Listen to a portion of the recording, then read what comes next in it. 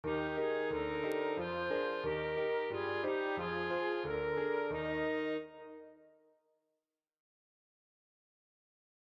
matin-là, dans la classe, tout le monde se regardait avec de drôles de yeux.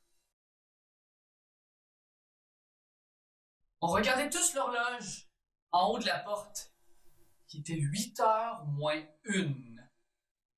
Madame Sylvie n'était pas encore arrivée.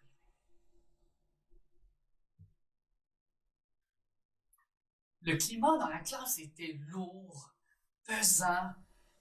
Tout le monde était stressé. On pouvait même entendre des petits pieds clapoter sur le sol. Le stress répandait toute la classe.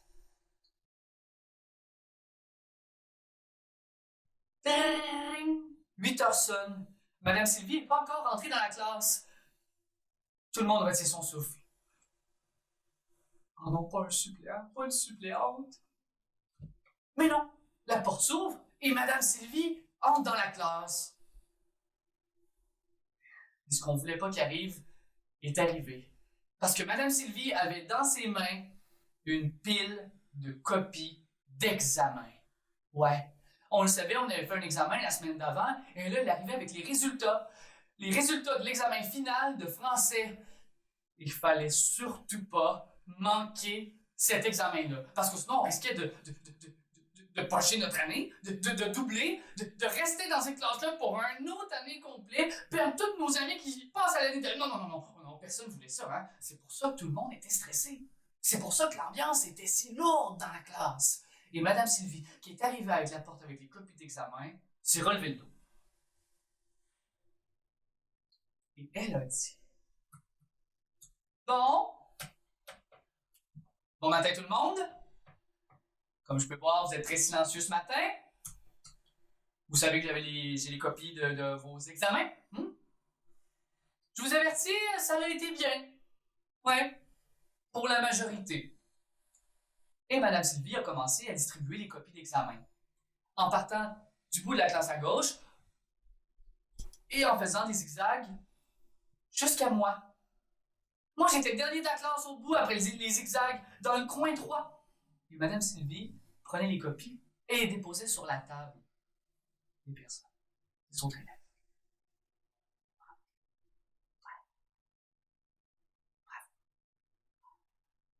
Et j'entendais seulement des petits bruits, des petits bravos, des petits... Ouais. Et l'ambiance qui devenait de moins en moins lourde. Et moi, dans ma tête, tout ce que je pouvais me dire, c'est que ça l'a bien été pour la majorité. Mais la majorité, c'est pas tout le monde, ça. Non. Madame Sylvie nous l'avait appris, la majorité, c'est pas tout le monde. C'est beaucoup, mais c'est pas tout le monde. Et là, j'entendais juste des bravo. Super. Ah, yes. Et Madame Sylvie, qui zigzaguait entre les bureaux en randonnion et qui continuait comme ça à distribuer les copies d'examen. Ça allait bien pour tout le monde, ça allait bien. Le climat devenait de moins en moins lourd, ça devenait frivole. Et moi qui étais là au bout, mais moi qui tremblotais, qui avait la goutte de sueur qui coulait sur le front et qui attendait sa copie d'examen. Madame Sylvie est arrivée à la personne en avant de moi et encore un... Bravo, j'ai juste entendu des bravos. La majorité, c'est pas tout le monde, ça. C'est moi, celui qui fait pas partie de la majorité, que ça n'a pas bien été, c'est clair. Oh non, je veux pas reprocher mon année, je veux pas rester dans cette classe-là. Et Madame Sylvie est arrivée à ma place. Elle m'a regardé droit dans les yeux. Et elle a fait un signe de tête, comme ça. Elle a pris la copie de l'examen et elle l'a placée face cachée sur mon bureau. Face cachée, je voyais pas la note. Elle est repartie vers l'avant de la classe. J'avais les mains qui tremblaient, j'avais le cœur qui battait tellement vite, j'avais l'impression qu'elle allait sortir de mon torse. Je ne peux pas rester dans la classe une autre année. J'ai pris la copie et je l'ai retournée.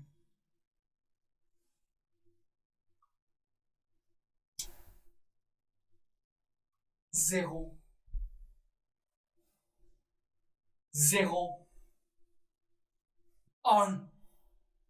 100%.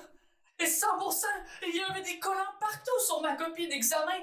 Il y avait des collants brillants, des collants doux. Il y avait même un collant que quand tu le grattes, ça sent la fraise. Mais ça se peut pas. 100%, il était écrit même des commentaires. Le plus beau texte que j'ai jamais lu de ma vie. Ta copie va être encadrée et mise dans le fond de la classe pour les autres années à venir. Ça se pouvait pas. Pourquoi Mme Sylvie m'avait regardé comme ça? Et c'est à ce moment-là que j'ai regardé Mme Sylvie, qui était au bout de la classe. Et Mme Sylvie, elle m'a regardé. Et elle m'a fait un clin d'œil. Mais quelle enseignante fait vivre ça à ses élèves? Ça n'a pas de sens! Moi qui étais déjà tout en sueur, là, je me mettais à revenir, j'avais l'impression que j'étais dans un rêve, je me pinçais, mais non, j'étais vraiment là. Et j'avais la copie de l'examen, 100%. Et mes parents vont être tellement fiers de moi. Et toute la journée, j'ai regardé ma copie d'examen comme ça, sans même regarder autour de moi. J'ai été figé sur mes collants et ma note parfaite. Et là, la cloche sonne, 3 heures, fin de la journée. Je me dépêche, je me lève, je prends ma copie d'examen, je prends mon sac à dos et je pars direction la maison. Je sors de l'école, je prends même pas le temps de changer mon linge et je cours. Il y a même la surveillante qui me dit « Mais Steven, tu prenais pas l'autobus? Non, je la prends pas aujourd'hui! » Et je continue, je cours jusqu'à ma maison, dans mon quartier, j'arrive dans ma rue. J'arrive à l'avant de la porte de ma maison. Boum! Rouvre la porte! Je cours, mon père est là dans le fond du corridor, je prends la copie d'examen, je cours et... Je mets la copie en plein visage. Mon père la reçoit comme ça. Oh, comment ça sent la fraise comme ça ici? Et j'ai regardé la copie.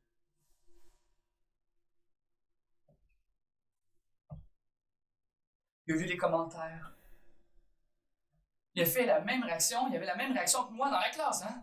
Complètement figé, la bouche ouverte. 100%. Mais Steven, c'est incroyable. Hey, 100% comme ça, une copie. Ta copie va être affichée dans la classe pour les autres. Mais je suis tellement fier de toi, mon garçon. 100%, regarde. Je suis tellement fier de toi, là. Faut que je te récompense. Regarde, dis-moi ce que tu veux, je te le donne. N'importe quoi. Ben là, faut que je sois quand même capable de te le donner, là. Je peux pas te donner la lune, là. Mais n'importe quoi, vas-y. Une seule chose, par contre. Qu'est-ce que tu veux? Qu'est-ce que je veux? Qu'est-ce que je veux? N'importe quoi. Puis toi, si on te demandait ça, qu'est-ce que tu choisirais? N'importe quoi! Hein? Bon, ok. Moi, je pourrais demander une nouvelle console de jeux vidéo. Ah non. Oh, un ordinateur! Oh oui, un ordinateur pour que je puisse jouer à des jeux puis parler avec mes amis sur Internet. Non, ben, en même temps, je pourrais demander $1 million!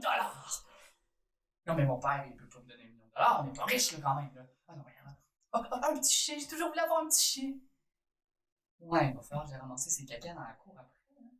Un petit chat, c'est moins d'entretien, un petit chat, ça fait pipi dans une litière. Ouais, mais ça va graffiner tous les divans. Peut-être mon père voudra pas. Qu'est-ce que je pourrais bien demander? Ah! Mais si j'ai le droit à n'importe quoi, ça pourrait être une permission. Le droit de me coucher à l'heure que je veux. Ouais, je serais sûrement fatigué le lendemain à l'école, hein? Ouais. Le droit de juste manger des gâteaux! J'irais souvent chez le dentiste, hein? C'est sûr que j'aurais probablement plus de caries. Ouais. Et là, je pense à ça. Dans ma tête, ça bouillonnait. Qu'est-ce que je pouvais bien demander à mon père? J'avais le droit à une seule chose. Et là, ça tournait. Le petit hamster, il tournait dans la roue dans ma tête. Mais pendant ce temps-là, pendant que le hamster tournait, mon père, lui, ce qu'il voyait, c'était seulement ça.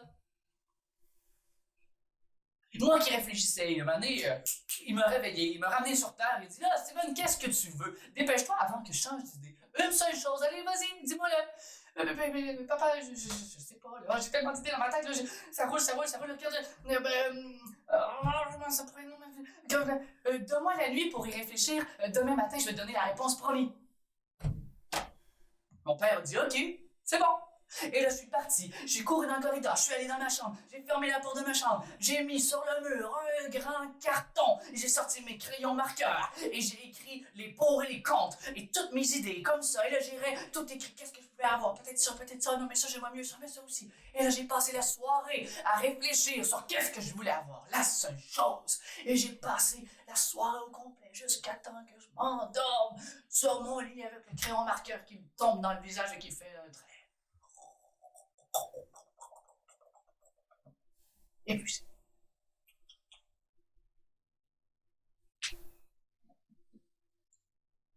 peux vous dire que j'ai fait un de ces rêves cette nuit-là.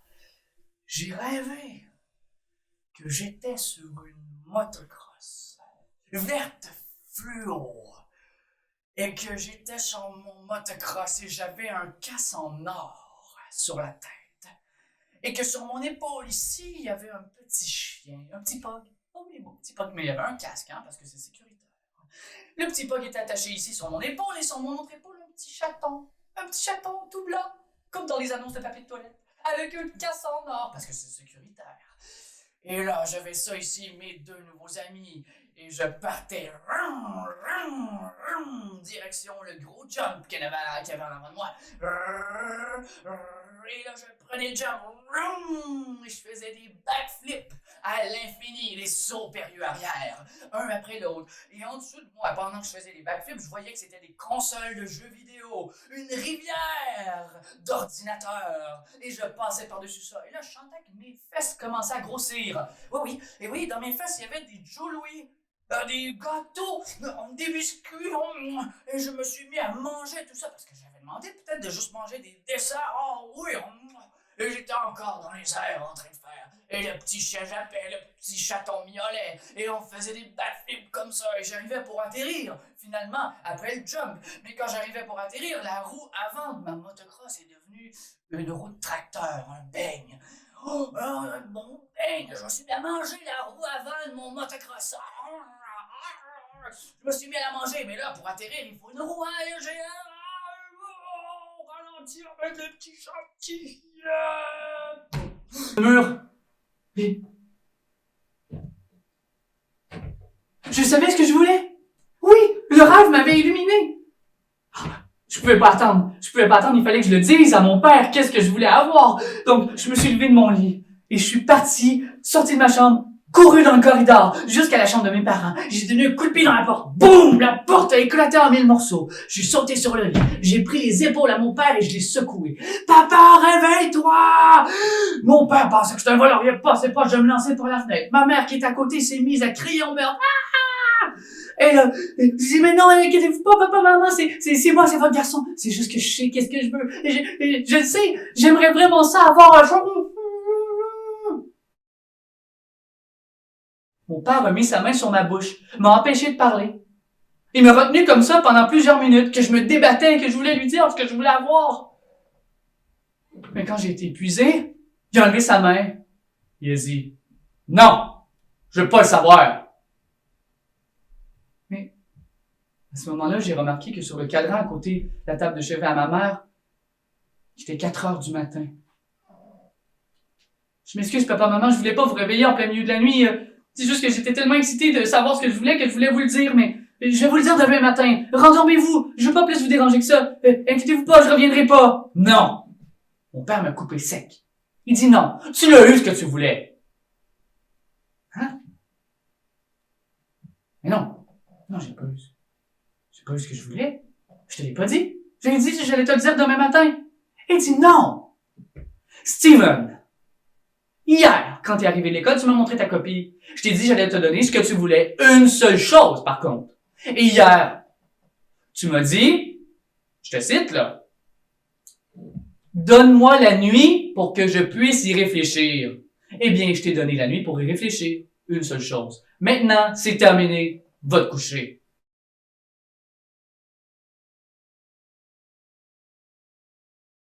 Seule chose. Je suis parti de la tête basse d'un corridor vers ma chambre. Et cette nuit-là, j'ai compris quelque chose d'important. J'ai compris qu'il faut faire attention aux mots qu'on utilise. Ouais, vraiment. C'est tout.